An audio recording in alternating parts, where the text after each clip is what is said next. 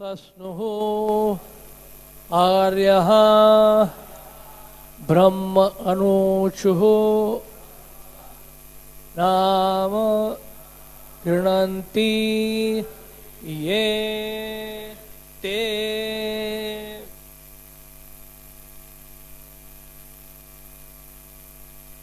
अहो बत स्वपचोत गर्यान् यजिवागरे वर्तते नाम तोभ्यम्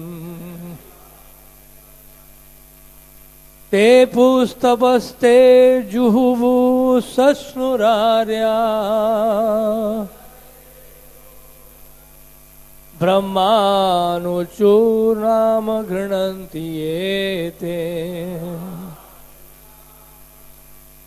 अहो बत स्वपचोत गर्या यजिह्वागरे वर्तते नाम तोभ्यम्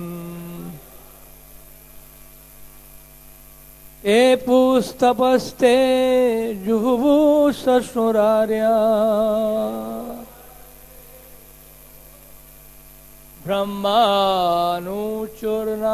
गृह्णन्ति ये ते अहो बत स्वपचतो गर्या यजिह्वागरे वर्तते नाम तोभ्यम् ये पुस्तपस्ते जुहुवु सस्नुरार्या ब्रह्मानुचूर्नाम गृह्णन्ति ये ते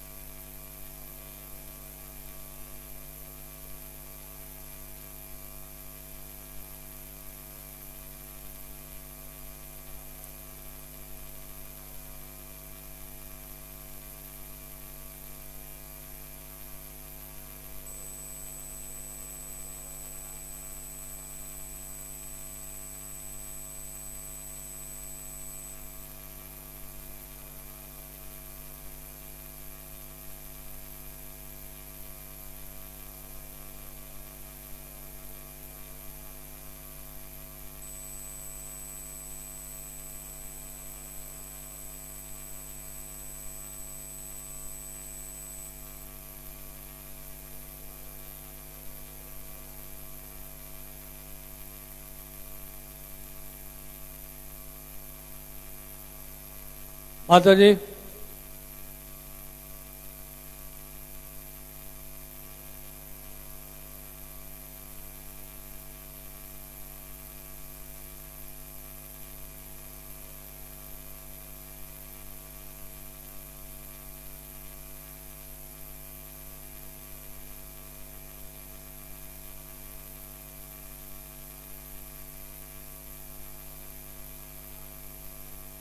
शब्दार्थ अहो बत ओ धन्य है स्वपचः कुत्ता खाने वाले अतः अतएव गरियान पूज्य यत जिसकी जीवा अग्रे जीव के अगले भाग पर वर्तते है नाम पवित्र नाम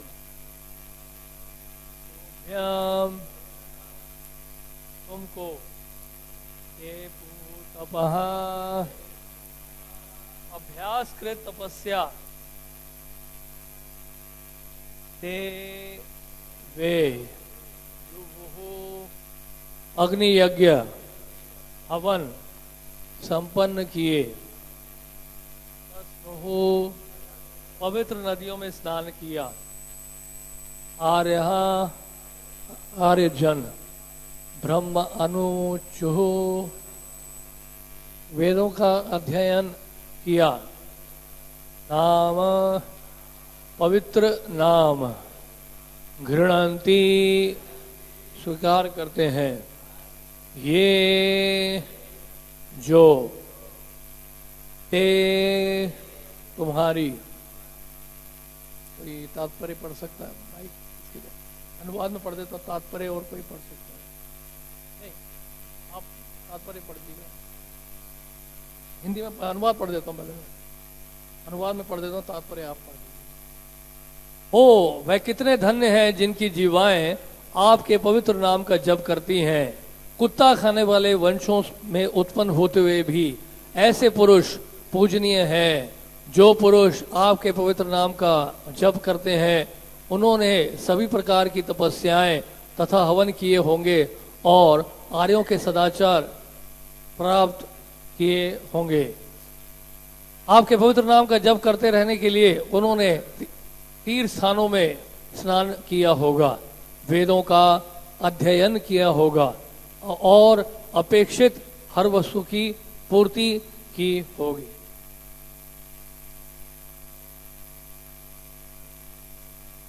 तात्पर्य है, जैसा कि पिछले श्लोक में आया है, यदि कोई निरपराध भाव से एक बार भी भगवान के पवित्र नाम का जप करता है तो वह वैदिक यज्ञ करने का पात्र बन जाता है।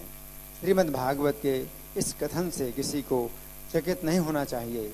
मनुष्य को ना तो अविश्वास करना चाहिए, न यह सोचना चाहिए कि भगवान का नाम जप करने मात्र से कोई ब्राह्मण के तुल्य कैसे बन सकता है। अविश्वास करने वालों के मन से संदेह दूर करने के लिए ही ये श्लोक पुष्टि करता है कि भगवान के पवित्र नाम के कीर्तन की स्थिति सहसा प्राप्त नहीं हो पाती, अपितु जप करने वाला पहले सभी प्रकार की यज्ञ तथा अनुष्ठान कर चुका होता है। ये कोई आश्चर्य की बात नहीं, क्योंकि कोई भी व्यक्ति तब तक भगवान के नाम का जप नहीं कर पाता जब तक वह नीचे की सारी अवस्थाएं तथा वैदिक अनुष्ठान करना, वेदों का अध्ययन तथा आर्यों जैसा सदाचार करना पार नहीं कर लेता। पहले ये सब संपन्न कर लेना होगा। जिस प्रकार विधि के विद्यार्थी से ये आशा की जाती है कि वो सामान्य शिक्षा में स्नातक होगा, उसी तरह जो भी भगवान के नाम जप हरे कृष्ण महामंत्र के जप में लगा हुआ है, उसने नीचे की सारी अवस्थाएं प्राप्त कर ली होंगी। ये कहा गया है कि जो अपनी जीभ के अग्रभाग से केवल नाम जप करते हैं वे धन्य हैं। मनुष्य को पवित्र नाम का जप भी नहीं करना होता और न पूरी विधि समझने की आवश्यकता रहती है, जिसमें अपराधी अवस्था, निरपराधी अवस्था तथा शुद्ध अवस्था सम्मिलित हैं। यदि पवित्र नाम को जीभ के अगले भाग पर ला दिया जाए तो वही पर्याप्त है।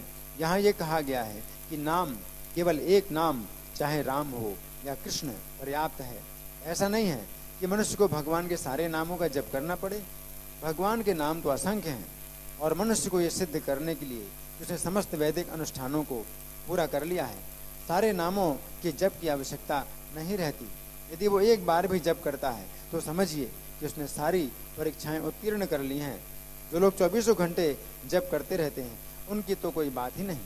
यहाँ विशेष रूप से तुभ्यम अर्थात केवल तुझको प्रयुक्त हुआ है। मनुष्य को ईश्वर का नाम लेना चाहिए, मायावादी चिंतकों की तरह कोई भी नाम नहीं, किसी देवता या भगवान की शक्तियों के नाम नहीं। केवल परमेश्वर का नाम प्रभावशाली होता है। जो मनुष्य परमेश्वर के नाम की तुलना देवताओं से करता है वह पाखंडी है, अपराधी है। पवित्र नाम का कीर्तन किसी इंद्रिय तृप्ति या व्यवसाय की दृष्टि से नहीं, अपितु परमेश्वर को प्रसन्न करने के लिए किया जाता है। यदि ये शुद्ध भाव हो तो भले ही कोई निम्न परिवार में तथा चांडाल के घर में क्यों ना जन्म ले, वो धन्य है, क्योंकि वो न केवल अपने को शुद्ध करता है अपितु अन्यों का उद्धार करने में समर्थ होता है। वो दिव्य नाम की महत्ता के विषय में बोल सकता है, जैसा ठाकुर हरिदास ने किया। वे एक मुसलमान परिवार में जन्मे थे, किंतु निष्कपट भाव से उन्होंने परमेश्वर का नाम जप किया, अतः भगवान चैतन्य ने उन्हें नाम प्रचार का आचार्य बना दिया। वे स्कूल में उत्पन्न थे जहाँ वैदिक विधि विधानों का पालन नहीं होता था। चैतन्य महाप्रभु तथा अद्वैत प्रभु ने उन्हें आचार्य रूप में स्वीकार किया। क्योंकि वे निष्कपट भाव से भगवान नाम का जप करते थे। चैतन्य महाप्रभु तथा अद्वैत प्रभु ने तुरंत स्वीकार किया कि हरिदास ने पहले ही सारी तपस्याएं कर ली हैं, वेदों का अध्ययन कर लिया है और सारे यज्ञ संपन्न कर लिए हैं।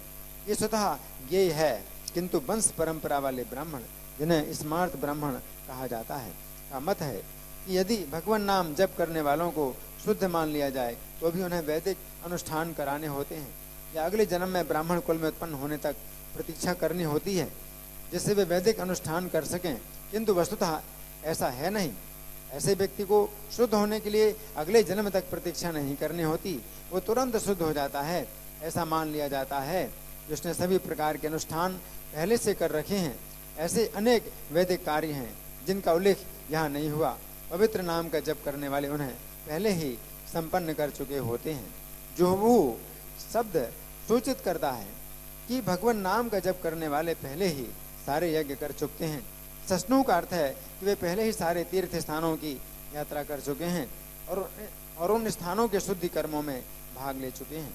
वे आर्या कहलाते हैं क्योंकि उन्होंने इन सारी आवश्यकताओं को पूरा कर लिया है, अतः उन्हें इन्हीं आर्यों में से होना चाहिए। आर्यन उनको लक्षित करता है जो सभ्य हैं और जिनके आचरण वैदिक अनुष्ठानों के अनुसार हैं। कोई भी भक्त जो भगवान नाम का जप करता है वो श्रेष्ठ आर्य है। कोई वेदों का अध्ययन किए बिना आर्य नहीं हो सकता, किंतु भगवान नाम जप करने वालों को स्वतः मान लिया जाता है कि उन्होंने सारा वैदिक साहित्य पहले ही पढ़ लिया है।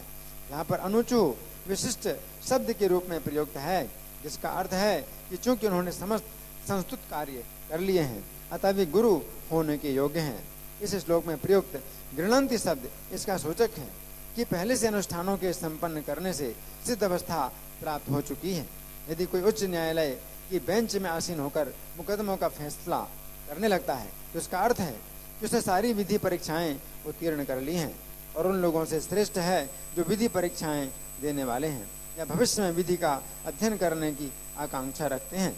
इसी प्रकार जो व्यक्ति भगवान नाम का जप करते हैं वे उनसे बढ़कर हैं जो वास्तव में वैदिक अनुष्ठान करते हैं और जो योग्य बनने की आशा करते हैं।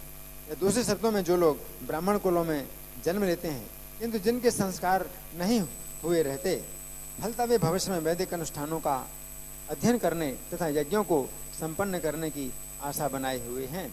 अनेक स्थलों पर ऐसे वैदिक कथन मिलते हैं जिनमें कहा गया है कि जो कोई भगवान नाम का जप करता है वो तुरंत बद्ध जीवन से मुक्त हो जाता है और जो भगवान नाम का श्रवण करता है वो भी भले ही चांडाल के घर क्यों न उत्पन्न हो भवपाश से छूट जाता है। ओम अज्ञानतिम्रान्धस्य ज्ञानाञ्जनशलाकया चक्षुरुन्मीलितं येन तस्मै श्रीगुरवे नमः।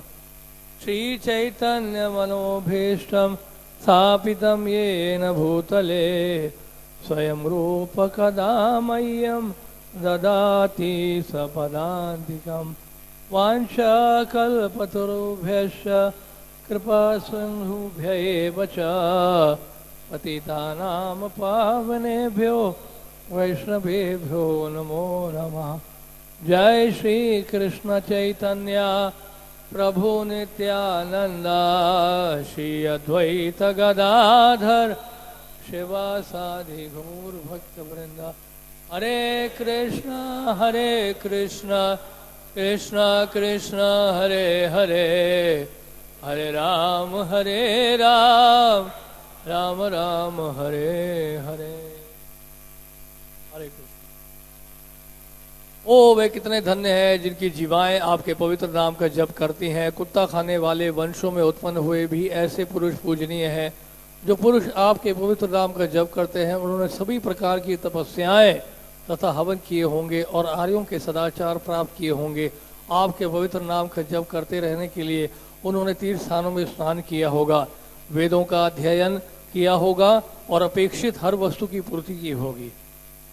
आप सबने किया है, आप सबने तपस्या की है, आप सबने वेदों का अध्ययन किया है, आप सबने यज्ञ में भाग लिया है, आप सबने तीर्थ स्थानों में जाकर स्नान किया है, आप सबने सभी वैदिक शास्त्रों का अध्ययन किया है और इसलिए आज हम हरिनाम ले पा रहे हैं।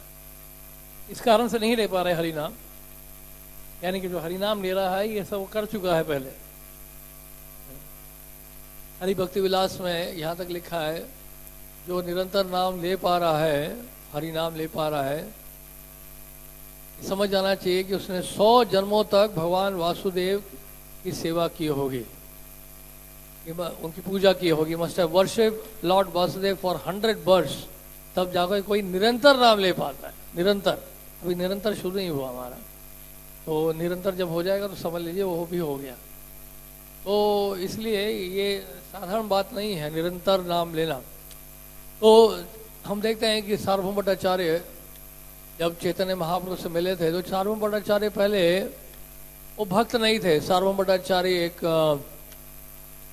मायावादी दार्शनिक थे, फिलोसोफर थे, लॉजिशियन थे, और वैदिक शास्त्रों का उनको ज्ञान जरूर था, लेकिन उसमें अपना ही भाषांतर दे रहे थे, यानी कि अपना ही भाष्य दे रहे थे, जो कि वैष्णव दर्शन के अनुकूल नहीं था। और कई कई बड़े बड़े विद्वान दिग्गज सन्यासी भी उनसे आके शिक्षा ग्रहण करते थे सार्वभौम भट्टाचार्य से। सार्वभौम भट्टाचार्य बृहस्पति के अवतार है।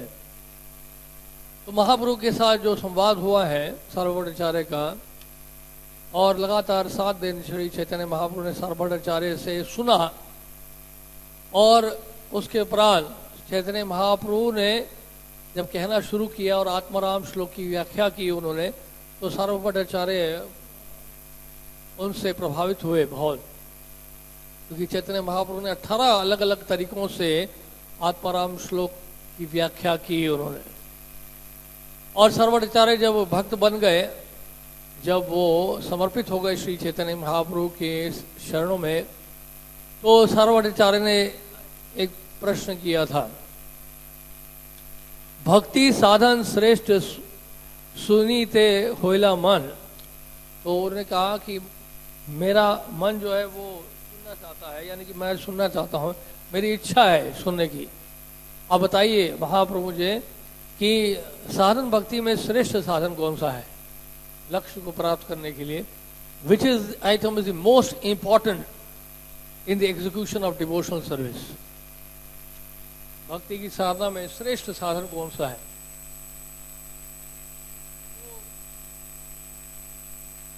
चैतन्य महाप्रभु ने कहा, प्रभु उपदेश कोयला नाम संकीर्तन।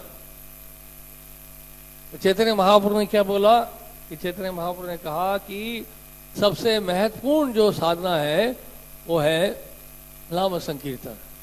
नाम संकीर्तन सर्वश्रेष्ठ साधना। इसलिए हम चैतन्य चरितामृत में भी देखते हैं कि कृष्णदास कविराज गोस्वामी ने भी इस बात की पुष्टि की है और उन्होंने वर्णन किया है। और चैतन्य महाप्रभु यहाँ तक सार्वभौम भट्टाचार्य को भी बताते हुए उन्होंने यहाँ तक बताया कि बृहद नारद पुराण में भी क्या दिया है, हरे नाम हरे नाम हरे नामैव केवलम कलौ नास्ते व नास्ते व नास्ते व गतिरन्य था।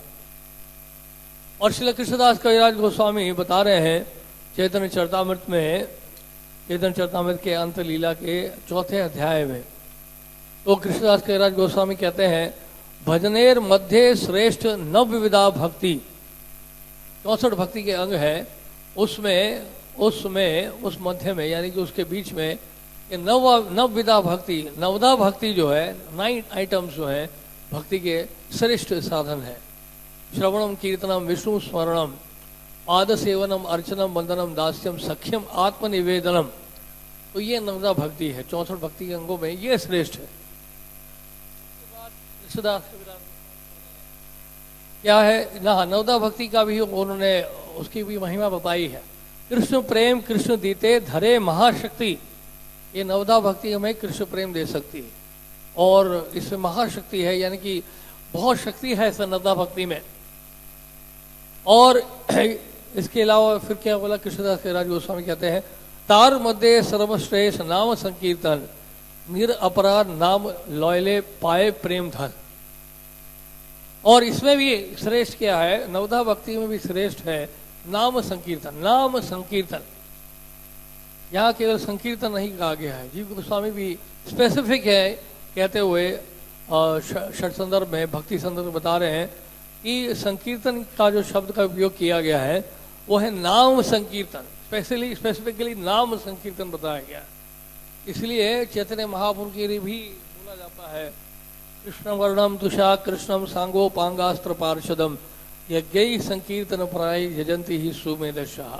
कृष्ण वर्णम का मतलब है, श्रील जी गोस्वामी बताते हैं कि वो भगवान कृष्ण वर्णम है, क्योंकि वो कृष्ण वर्ण के, वर्ण के कई अर्थ होते हैं। वर्ण का मतलब जो वर्णाश्रम धर्म में जो वर्ण शब्द आता है वो भी एक वर्ण है, जो समाज में जो विभाजन किया गया है हमारे कर्म और गुण के आधार पर, उसको भी वर्ण कहा जाता है। और वर्ण का मतलब कृष्ण वर्णम तुषा कृष्ण तुषा वर्णम का अर्थ ये भी होता है कि जो बार बार कृष्ण का नाम ले रहा है उसको भी कृष्ण वर्णम कहा जाता है। तो चैतन्य महाप्रभु की बार बार कृष्ण का नाम ले रहे थे, इसलिए वो कृष्ण वर्णम है। तो इस तरह से ये यहाँ पर वर्ण मिलता है। श्रीमद् भागवत में जी गोस्वामी ने तत्व संदर्भ में श्लोक की व्याख्या करते हुए बताया है, तार मध्य सर्वश्रेष्ठ नाम संकीर्तन निरपराध नाम लोयले पाए प्रेम धन।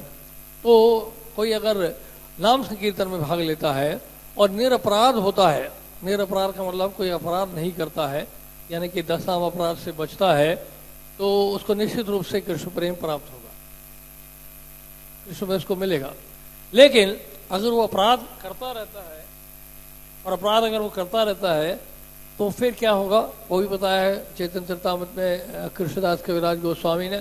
क्या बताते हैं, बहुजन में यदि करे श्रवण कीर्तन, बहुजन में यदि करे श्रवण कीर्तन तबु तना पाए कृष्ण पदे प्रेम धन।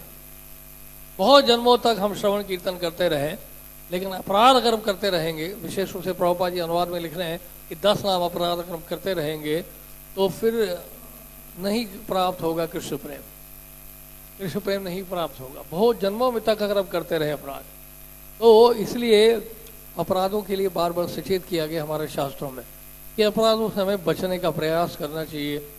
और ये भाव भी अगर आ जाता है कि मैं अपराध से बचना चाहता हूँ, तो ये भी एक बहुत बड़ी उपलब्धि है।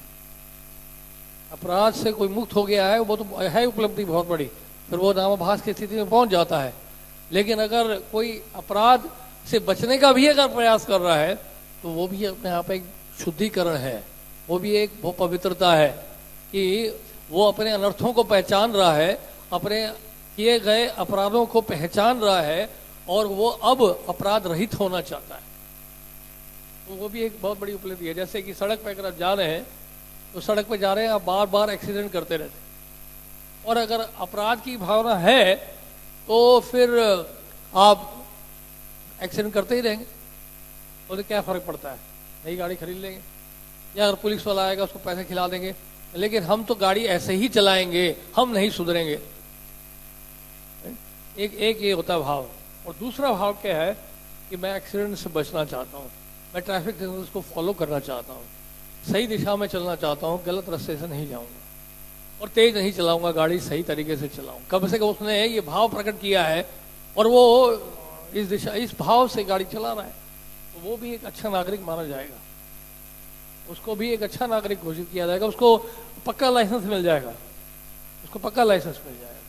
तो इसी तरह से भक्त जब जो है वो अपराध करने की भावना से जो है वो अगर मुक्त होना चाहता है तो समझ लीजिए वो भी हमारा एक बहुत बड़ा, हमारा एक बहुत बड़ी उपलब्धि है लक्ष्य को प्राप्त करने की। ये जो हरिनाम है ये बहुत ही महत्वपूर्ण है, महामंत्र 16 शब्दों का यह नाम है। इसलिए कलिचंद्र उपनिषद में बताया, यजुर्वेद कलिचंद्र उपनिषद इति षोडशकम नाम नाम कलि कल्मष नाशनम नत परतर उपाय सर्ववेदेषु दृश्यते।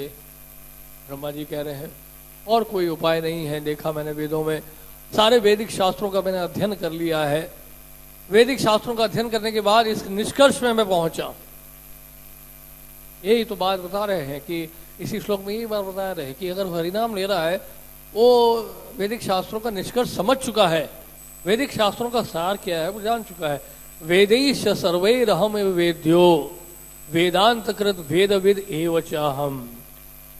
अध्याय 15 और श्लोक संख्या 15 भगवान कृष्ण गीता में बता रहे हैं कि वेदों के द्वारा तो मुझे ही जानना है, वेदों की रचना मैंने ही की है, वेदांत में ही हूं। I am the Vedanta, I am the goal of Vedas. वेदों का लक्ष्य मैं ही हूं, वेदों के द्वारा मुझे ही जानना है। तो इसलिए जो वेदांती होते हैं, वेदांती का मतलब बिना दांत के भी होते हैं कुछ लोग, तो भक्ति सिद्धांत ठाकुर ने कहा था ये जो मायावाद भाष्य प्रस्तुत करते हैं और बोलते हैं वेदांती हैं, तो भक्ति सिद्धांत ठाकुर कहते थे कि वो बिना दांत के हैं। इसका अर्थ क्या है, इसका सिद्धांत क्या है? इसका सिद्धांत ये है कि जो वैष्णव होते हैं उनके पास दांत होते हैं। मतलब क्या है इसका? दांत होने का मतलब क्या है? वैष्णव के दांत होते हैं, इसका अर्थ ये है कि इन दांतों के द्वारा अब सिद्धांत को वो ध्वस्त करते हैं, यानी कि पूरा चबा लेते हैं, पूरा चबा जाते हैं और चबा चबा के उसको चूर चूर कर देते हैं अब सिद्धांत को। इसलिए दांत होते हैं, वैष्णव के दांत होते हैं। और उनके पास दांत नहीं है क्योंकि वेदांती सो कॉल तथाकथित वेदांती हैं, बिना दांत के हैं, तो उनके क्योंकि दांत नहीं है इसलिए अब सिद्धांत को ध्वस्त नहीं कर पाते। ये भक्ति सिद्धांत श्री ठाकुर ने बताया। तो इस तरह से ये वेदों का जो अंत है, वेदों के द्वारा जो जाना गया है, वेदों के द्वारा जिसको जानना है वो भगवान श्री कृष्ण है। अभी देखिए ये जो प्रसंग चल रहा है, ये माता देवहूति बता रहे हैं।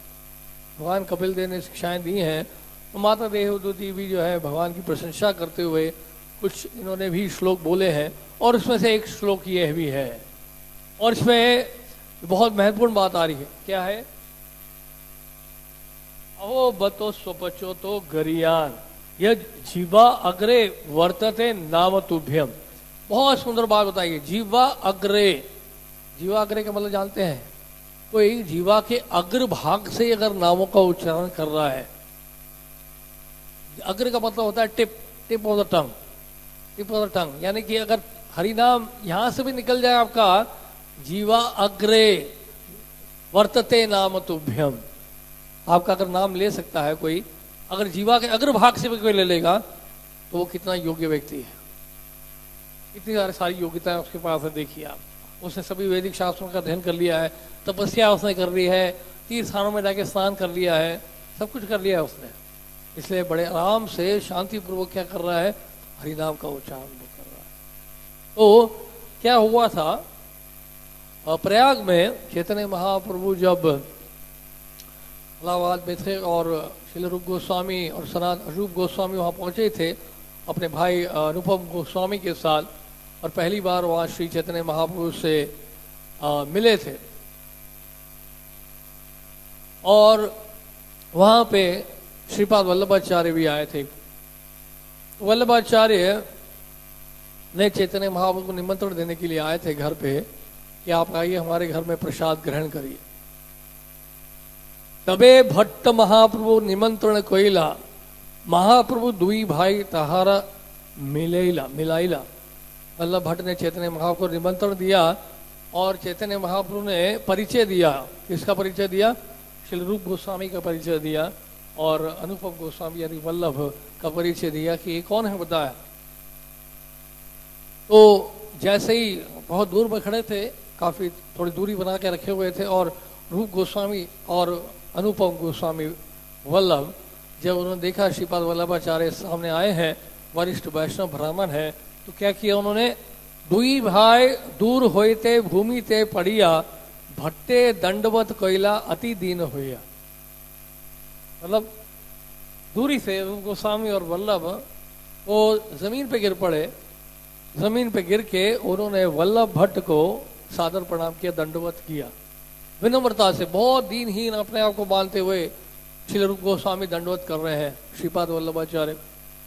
दंडवत मतलब पूरा दंडवत ही होता था, पांचांग दंडवत करने की आवश्यकता नहीं पड़ती थी, जगह होती थी काफी साष्टांग दंडवत करने के लिए। तो साष्टांग दंडवत किया उन्होंने और श्रीपाद वल्लभाचार्य से मिले। भट्ट मिली बारे जाए दुहे पलाए दूरे, अस्पृश्य पामार मुई ना छुई ना मोरे।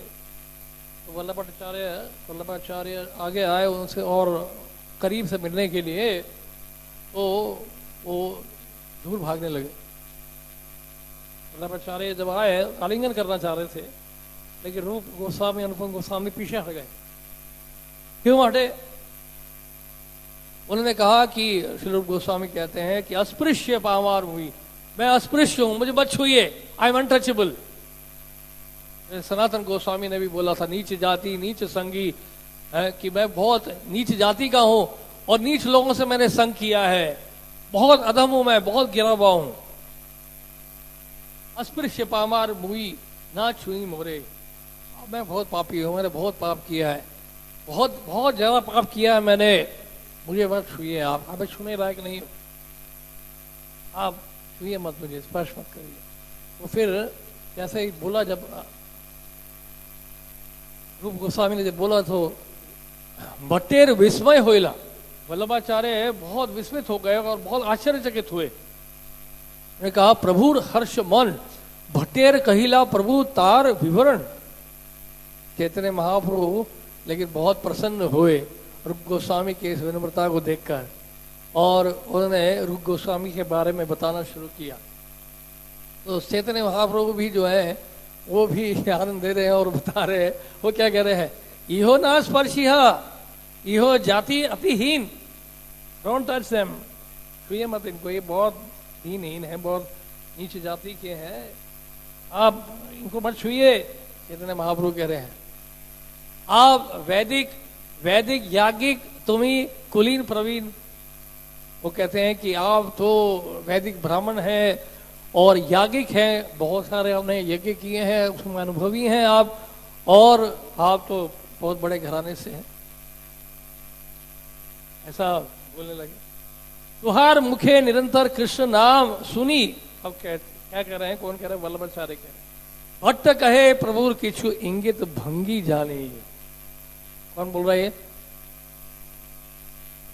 उन्हें देखा कि वल्लभाचार्य ने क्या देखा कि रूप गोस्वामी और अनुपम गोस्वामी, रूप गोस्वामी की जीवा जो है वो रुकी नहीं रही है। वो जैसे ही थोड़ा जहां भी समय मिलता है वहां वो मंत्र का उच्चारण शुरू हो जाता है, अपने आप जीवा बोलने लग जाती है, हरे कृष्णा कृष्णा कृष्णा हरे हरे, हरे राम राम राम हरे हरे। कहना नहीं चाहिए जिस तरह से हरिनाम को जीवा से चिपका दिया हो फेविकोल से, उनके मुख से हरिनाम निकलता ही जा रहा है रूप गोस्वामी के मुख से, और वल्लभाचार्य देख रहे हैं कि क्या है, मुख से हरिनाम लेते जा रहे, रुक ही नहीं रहे, कीर्तनीय है सदा हरि ही। क्या कारण है, ये मुख से हरिनाम निकलते ही जा रहा है। वल्लभाचार्य वो संकेत समझ गए चैतन्य महाप्रभु का कि चैतन्य महाप्रभु वो इसको है शिक्षा कहते हैं। है शिक्षा का मतलब इनडायरेक्टली इंस्ट्रक्शंस देना, संकेत की भाषा में, है ना। संकेत जैसे एक संकेत एक जगह है बरसाना और नंदगांव के बीच में तो संकेत या संकेत ही पर्याप्त है, इस तरह से संकेत हिंट दिया या क्या बताना चाह रहे हैं रूप गोस्वामी समझ गए, महाप्रभु क्या बताना चाह रहे हैं वल्लभाचार्य समझ गए। दुहार मुखे कृष्ण नाम करीछे नर्तन, यही दुई अधम नहे होए सर्वोत्तम। वल्लभाचार्य कह रहे हैं कि क्योंकि ये कृष्ण का निरंतर नाम ले रहे हैं, ये अछूत कैसे हो सकते हैं, ये तो सर्वोत्तम है, ये श्रेष्ठ व्यक्ति हैं, इनके मुख से इनके जीवा से निरंतर हरिनाम निकल रहा है, कृष्ण का नाम लिख रहा है। उसके बाद श्रीपाद वल्लभाचार्य ने ये श्लोक उदित किया जो यहाँ पर बोर्ड पे है, अहो बतो सपचतो गरियान यजिह्वाग्रे वर्तते नाम तुभ्यम ते पुस्तपस्ते जुबु सष्णुरार्या ब्रह्मानु चोर नाम गृणंती।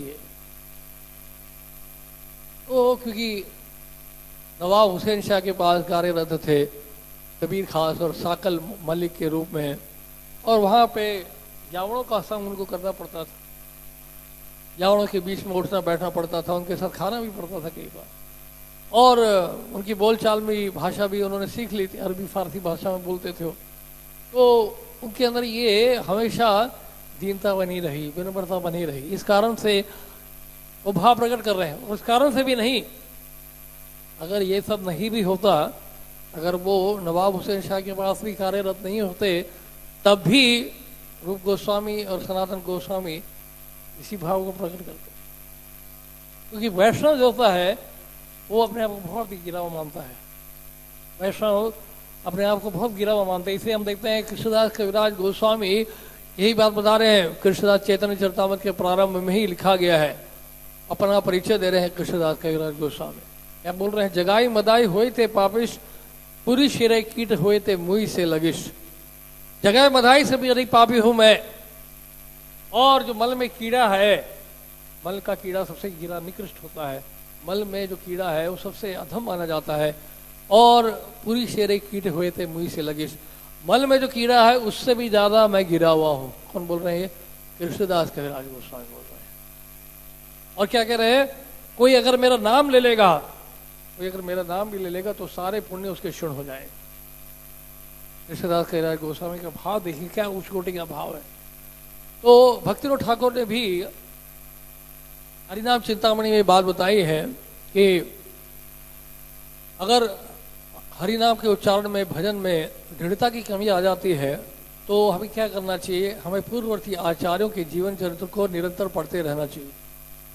जैसे श्रील प्रभुपाद लीलामृत है, या परंपरा के जो आचार्य हैं उनके जीवन चरित्र को जब पढ़ते हैं तो उससे क्या है कि हमारे हृदय में वो भाव आता है और दृढ़ता आती है कि हम भी इस तरह का भजन कर पाए। भक्तिविनोद ठाकुर ने इस तरह से सुझाव दिया है। प्रभुपाद लीलामृत इसलिए हम लोग पढ़ते हैं, कितना उत्साह हमारा बढ़ जाता है।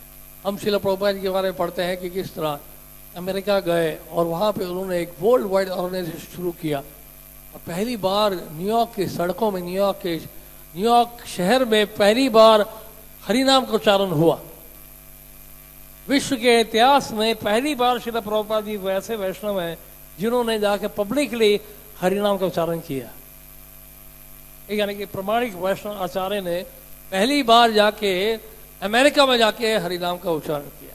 इसलिए प्रभुपाद जी जब गए, अमेरिका गए, तो उन्होंने जल्दू डायरी में लिखा है कि मेरे पास कोई ज्ञान नहीं है, भक्ति नहीं है, मैं नहीं जानता कि वो मेरी भाषा को समझ पाएंगे कि नहीं, लेकिन मुझे पूरा विश्वास है इसमें, हरिनाम में।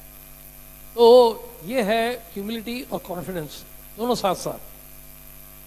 आज भौतिक जगत में अगर कोई विनम्र होता है तो उसको बहुत ही वीक माना जाता है, ये वीकनेस माना जाता है, और उसको एक्सप्लॉइट किया जाता है, उसका शोषण किया जाता है। बाहर की दुनिया में अगर आप अपने आप को कमज़ोर दिखाएंगे या बोलेंगे मैं बहुत गिरा हुआ हूँ, तो आ जाओ बेटा आ जाओ, तुमने अपने आप ही कबूल कर लिया कि तुम कमज़ोर हो, आप धो धो के उसको धोएंगे जैसे धोबी धोता है कि नहीं? क्या गधे के ऊपर जो है लाद दिया जाता है भूजा, उसी तरह से लादा जाएगा अगर थोड़ा सा भी लक्षण प्रकट कर दें कि आप बहुत कमजोर हो। लेकिन भौतिक जगत में ऐसा होता है, आध्यात्मिक जगत में ये बहुत बड़ा हथियार है, ये बहुत बड़ा वेपन है, ह्यूमिलिटी, विनम्रता। ह्यूमिलिटी और कॉन्फिडेंस साथ साथ होना ये केवल आध्यात्मिक जगत में ही हो सकता है। भौतिक जगत में अगर कोई विनम्र है तो कॉन्फिडेंट नहीं होगा, वो बहुत मुश्किल है, पेसिमिस्टिक अप्रोच रहेगा उसका लाइफ के लिए। लेकिन आध्यात्मिक जगत में रूप गोस्वामी जैसे यहाँ पे बता रहे हैं कि रूप गोस्वामी अपने को अधम बता रहे हैं, मैं बता रहे हैं मैं नीच जाति का हूँ, मैं पापी हूँ, लेकिन इसका मतलब ये नहीं कि वो सारी सेवा उन्होंने बंद कर दी।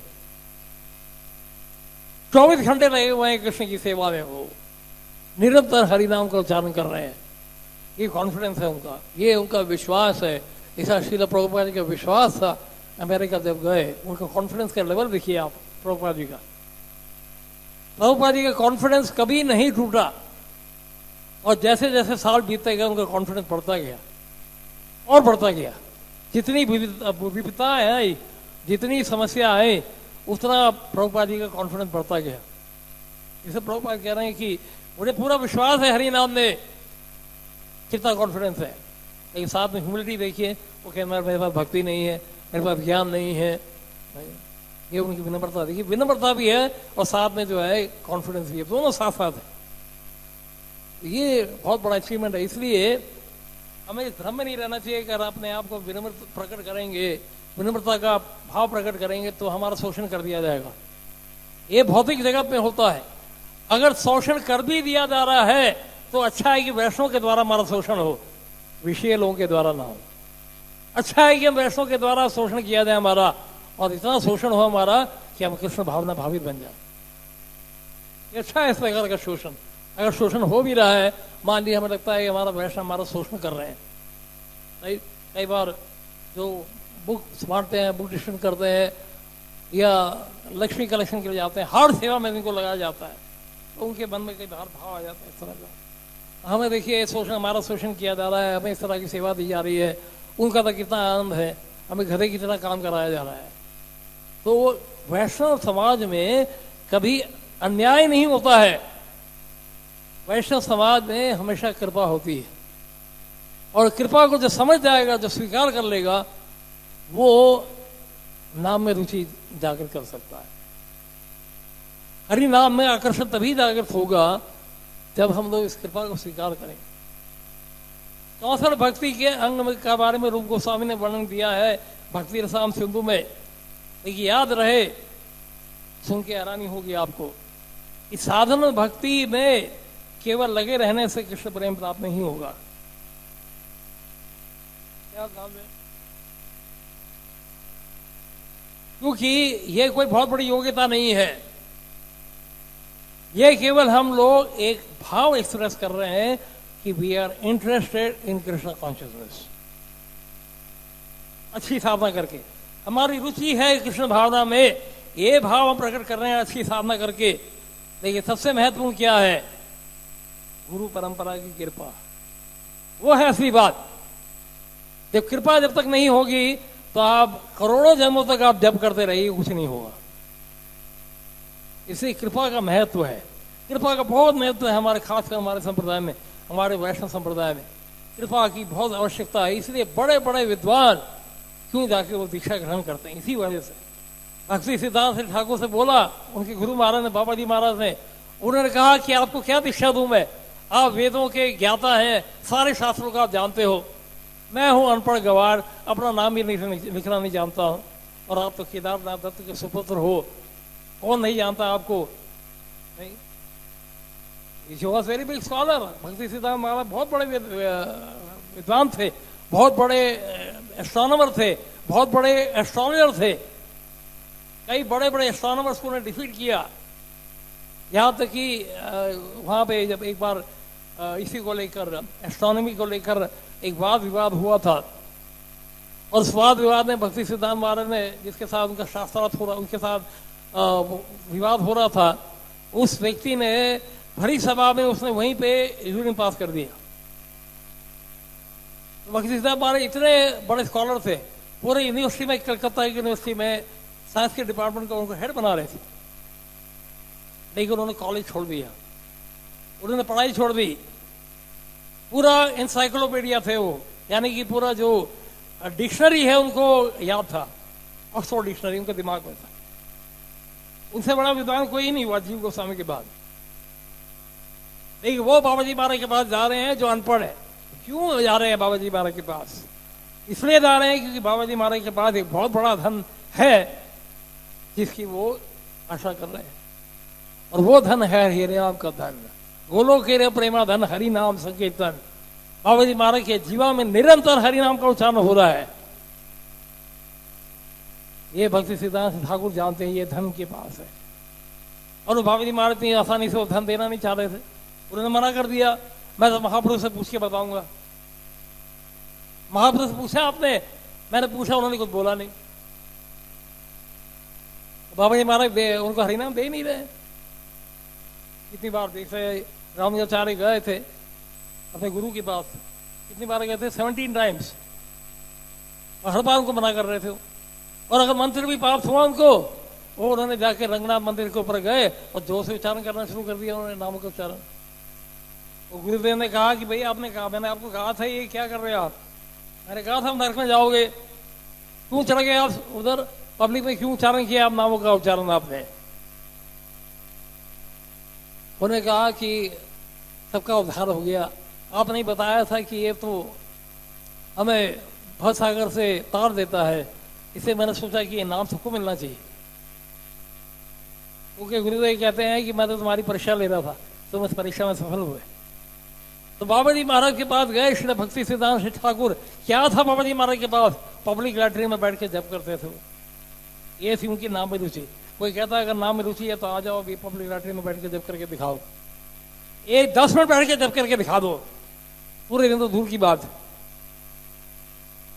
सारी व्यवस्था होने के बाद भी हम चारों दिशाओं में देख रहे हैं कि पंखा चल रहा है कि नहीं चल रहा है। उससे अभी हमारा हरिनाम नहीं हो पाता है, फिर हम आकाश में तारे हुए पंछी देखने जाते हैं बाहर। एक बाबा जी महाराज जो कि परमहंस वैष्णव थे, विप्रलंबर साम भोदे पादाम बुदाय भे नमः, तो बाबा जी महाराज जो है वो पब्लिक लैट्रिन में हरिनाम का उच्चारण करते थे। क्यों? क्योंकि वो चाहते नहीं थे कोई उनको डिस्टर्ब करे। No disturbance, complete absorption. ये है हरिनाम में रुचि। नाम में जो रुचि आ जाती है तो आसपास क्या हो रहा है कुछ दिखाई नहीं देता है। कृष्ण के अलावा और कोई अनुभूति नहीं होती वहां पे। ये आनंद, आनंदम बुद्धि वर्धनम प्रतिपदम पूर्णामृता स्वादनम सर्वात्म स्नपनम परम विजय श्री कृष्ण संकीर्तनम। तो ये संकीर्तन जो है इतना प्रभावशाली है। इसलिए यहाँ पे श्लोक में जो बताया कि ये सब कर चुके हैं वैष्णव। भक्ति सिद्धांत ठाकुर के जीवन में देखते हैं ऐसा हुआ। हालांकि वैदिक शास्त्रों की ज्ञाता थे, लेकिन फिर भी कृपा के लिए उनको हरिनाम के लिए उनको जाना पड़ा बाबा जी महाराज के पास। उनके पिता ने भेजा भक्ति ठाकुर ने कि जाइए आप बाबा जी महाराज से जाकर दीक्षा ग्रहण करिए। ये नहीं तो इसलिए संसार में सब कुछ प्राप्त हो सकता है, ज्ञान प्राप्त हो सकता है, ऊंचा पद प्राप्त हो सकता है, धन प्राप्त हो सकता है, यश मिल सकता है, लेकिन नाम में रुचि नहीं मिलती है, नाम का धन नहीं मिल पाता है। नाम का धन जो है सब सर्वोत्तम धन है। ये हरि नाम का धन जो है ये अगर किसी को मिल गया है तो सब कुछ उसको मिल गया है। नाम बिना किछु नहीं को आर 14 भुवन माजे। 14 भुवन में भक्तिनाथ ठाकुर कह रहे हैं इससे बड़ा धन कोई है नहीं हरि नाम।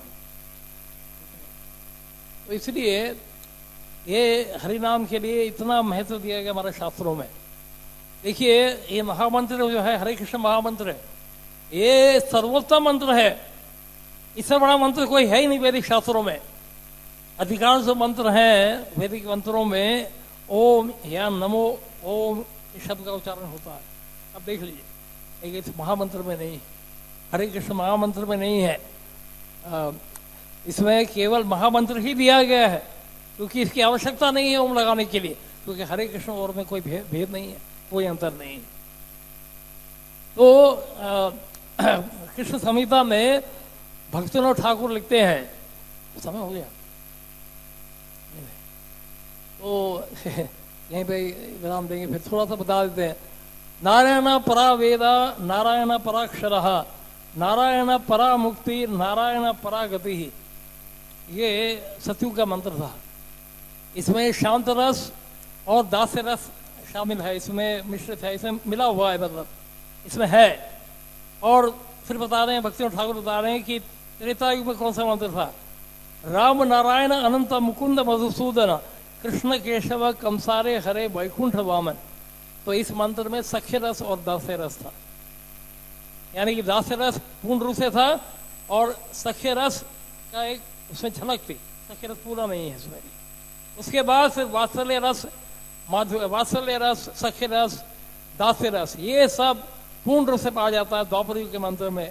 हरे मुरारे मधु कैटबारे गोपाल गोविंद मुकुंद शौरे यज्ञेश नारायण कृष्ण विष्णु क्या है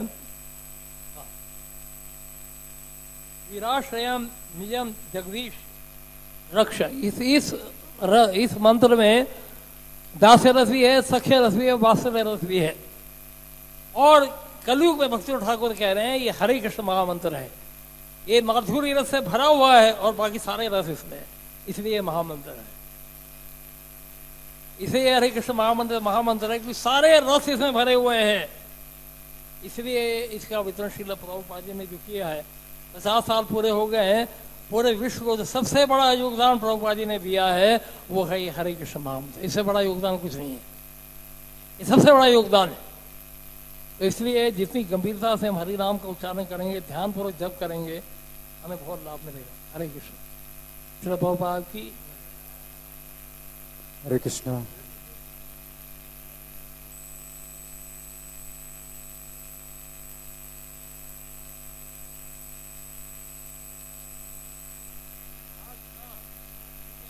इतना वर्णन नहीं किया क्योंकि ये पहले वर्णन हो चुका था 10 दिन पहले जो हमने सेलिब्रेशन किया था 13 जुलाई को। और आज इस्कॉन की स्थापना हुई। प्रभुपाद से बोला, किसी भक्त ने सुझाव दिया कि संस्था का नाम international society for God consciousness होना चाहिए। तो प्रभुपाद ने कहा नो, ये गलत है, हमारी संस्था का नाम होना चाहिए international society for Krishna consciousness. Prabhupada कैसे लिखते? प्रभुपाद ने कहा गॉड शब्द जो है ये बहुत ही अब्सर्ड है, ये क्लियर नहीं है। तो प्रभुपाद ने स्पेसिफिकली बोला कि कृष्णा कॉन्शियसनेस। देखिए नाम का कितना महत्व दिया प्रभुपाद ने। और साथ में प्रभुपाद ने 7 उद्देश्य दिए हैं। वो 7 उद्देश्य हम सबको पता होना चाहिए, नहीं पता तो पढ़ लीजिए। और उसमें से एक उद्देश्य क्या है कि हरि नाम का संकीर्तन करना, वो एक सबसे बड़ा उद्देश्य है। तो आज के दिन 1966 में न्यूयॉर्क में इस्कॉन की स्थापना हुई। हरे कृष्ण। हरे कृष्ण, धन्यवाद। तो आज का जो श्लोक है ये नाम की ऐसी महिमा बताता है कि कोई सोच नहीं सकता है, हम लोग कल्पना नहीं कर सकते नाम की क्या महिमा है। और प्रभुपाद तात्पर्य में बताते हैं, प्रभुपाद बताते हैं कि जिह्वा अग्रे नाम तुभ्यम वर्तते, कि आपका नाम जिह्वा के अग्र भाग में आ जाए, यानी आपको जप करने की भी जरूरत नहीं। आप जैसे जप करते हैं ना, तो जप तो करते हैं तो आप पूरा प्रयास कर रहे हैं, पूरा परिश्रम करें जप करने में। जिह्वा के अग्र भाग में एक बार भी अगर नाम आ जाए तो उसका जो है सब कुछ पूरा हो गया। जितना भी उसने यज्ञ है और तीर्थ है, दान है, सब कुछ उसने कर लिए हैं। तो इतनी बड़ी महिमा है नाम की। फिर प्रभुपाद कहते हैं कि ये नाम किसी के जिह्वा के अग्रभाग में एक बार आ जाए, लेकिन ये कैसा हो, अपराध रहित हो, निरपराध हो। तो फिर अपराध हो रहा है हमसे, तो फिर इसके लिए अब क्या उपाय है? तो बताया गया है नामापराध युक्ता नाम नामा नेहरंतक हम। जब नाम का अपराध होता है तो नाम के द्वारा ही जो है वो अपराध दूर होता है। अविश्रांत प्रयोक्तानी, अविश्रांत प्रयोक्तानी का मतलब बिना विश्राम किए करते रहो, हमेशा करते रहो। ताने वर्थ करानिता, तो तभी जो है उसका कुछ अर्थ निकलेगा। अब ये नहीं चलेगा कि भाई हम तो जो है एक बार नाम लेते हैं, आप क्यों हरे कृष्णा दिन रात बोलते रहते हो, एक बार नाम ले लो पर्याप्त है। लेकिन ये बताएगा कि जब नाम का अपराध होता है तो हम जो है मतलब आशा नहीं कर सकते कि एक बार नाम लेने से कुछ अर्थ निकलेगा। कोई अर्थ नहीं निकलता एक बार नाम लेने से। आपको अविश्रांत प्रयोक्तानी, तो 16 नाम है हरे कृष्ण महामंत्र के, वो आपको जो है लगातार करना। 16 माला भी कम से कम है, ये नहीं कि 16 माला हो गया तो आपकी ड्यूटी पूरी हो गई, ये भी कम से कम है। और जितने भी जो है नगर कीर्तन के कार्यक्रम हैं इन सब में भाग लेना है, और जितने भी मंदिर के कार्यक्रम सब में भाग लेना है, और अपराधों से बचना है। ये सब जो है हमारे लिए विधि है। हरे कृष्ण।